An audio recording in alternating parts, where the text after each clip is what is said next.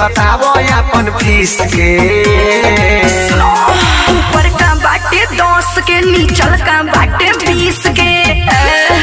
भैया तनिया झाके न कोई न रेट में एकरा कोई फ्रीओ में पेल दी ना तो ये एकरा कोई फर्क न पड़ी काहे लगी साला ऊपर का बा कि दोनी 10 के नीचल का बा 20 के 10-20 रुपया में कौन पेलवा त ई फ्रीओ में पेलवा ली एकरा कोई फर्क न पड़ी। आ इस सही में रंडी भाई गौतम भैया ना तू सही में कहले वाला एकदम रंडी बा काहे के लिए एहन एहन भोजपुरी इंडस्ट्री में अश्लील गाना गा रहा है ना कि सही में इसको रंडी कहने पे हम भी मजबूर हो गए।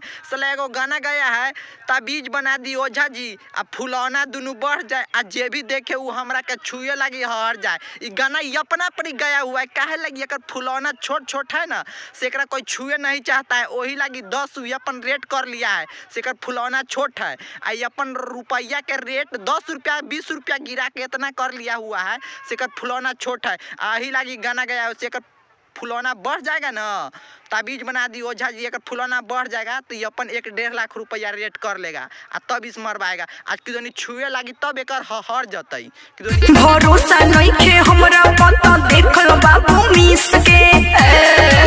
देखिए खुद कह रहा है भरोसा नहीं खेबा ना तो देख ला तू मिस के मतलब ई ना आई फ्रीओ में मिसवा सकता है इसको कोई 10 रुपया में नहीं मिसने के लिए तैयार होगा तो ये ऐसा रंडी हो गया है। बाके पसंद तो हर लटकल बाजावन बोला ना हेता हेता कोइले बाकवन हटौने भाई भैया के उहे चीज पसंद बा हत्ते हत्ते लटकल बा उ चीज पसंद बा आई जोवन लटकल हत्ते तेवर के कौन कइले बा ए भैया तोरा पता नहीं खे। ई गाना 2-3 दिन पहले गले रहल ताबीज बना दी ओझा जी आ फुलौना हमर दुनू बढ़ जाए तो उहे ओझा जी एकरा एगो ताबीज बना देलक और वो अपना हाथे न मैल के एकर हत्ते बबूर कर देले बा एकदम सुघरा के। ऊपर का बाटे 10 के, नीचल का बाटे 20 के। भरोसा नइखे हमरा पता देख लो बाबू मिस के। तरे तनिया जा तोरा पर अते भरोसा हमरा हो गेल बा ना कि तू 10 में ऊपर दे देता 20 में नीचे दे देता अते भरोसा बन गेल बा ना कि तू केकरो फ्रीओ में दे देबे मांग ले ना तू फ्रीओ में तू केकरो से मरवा लेबे पेलवा लेबे पक्का हमरा विश्वास हो गेल बा। तनी सा रेट बबी करन कम हो भाई से कते कम रेट होती 10 रुपया में ऊपर के है 20 रुपया में नीचे के है तब ऐसे कते कम होती अब तू तो फ्रीओ में देवे लगी तैयार है जो मार ली है एक ट्रिप गप से तेल लगा के।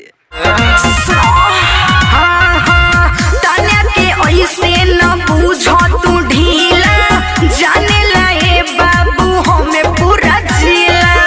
तो ये भौजी तोरा के कैसे पूरा जिला ना जानी तोहरे इतना कमे रेट बा ऊपर का बा 10 के नीचल का बा 20 के इतना कमे रेट में तू सब सामान देता रू तो कैसे न तोरा पूरा जिला जानी कि 10 रुपया में तू मरवा लेता रू 20 रुपया में तो कैसे तोरा पूरा जिला ना जानी जानवे करी तू इतना सस्ता माले बारू ना से एकदम जान जाई। तो भाई सिर्फ वीडियो एंटरटेनमेंट खातिर बा केहू के दिल पर ठेस पहुंचावे खातिर ना।